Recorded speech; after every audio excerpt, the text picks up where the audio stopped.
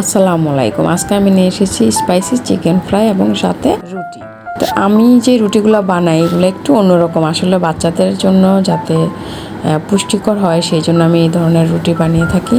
আর এই চিকেনটার মধ্যেও আমি দিয়েছি দুধ, দিয়েছি আপনার টক দই, তারপরে দিয়েছি লাল মরিচের গুঁড়া, তারপরে দিয়েছি সাদা গোলমরিচের গুঁড়া, আদা রসুন বাটা এবং পরিমাণ মতো লবণ, পেঁয়াজ বাটাও দিয়েছি। তারপরে এটাকে আমি 3 ঘন্টা ম্যারিনেট করে রেখে দেখুন একটা কড়াইতে তেল দিয়ে, তেল গরম হলে আমি সেখানে এগুলো ভেজে নেব।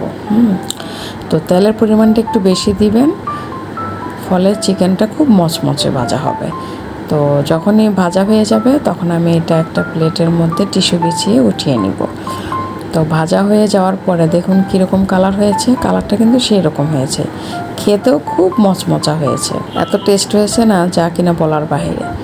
আমি অন্য একটা পাতিলে দুধ নিয়েছি, লবণ নিয়েছি, চিনি নিয়েছি, একটা ডিম দিয়েছি, ফেটে এটাকে আমি একটা ডো তৈরি করেছি। তারপরে ফ্রাই প্যানে দিয়ে দিলাম, দিয়ে আমি এটাকে ঢেকে দেবো। ঢেকে দেওয়ার পরে দেখবেন খুব সুন্দর একটা কালার হয়েছে।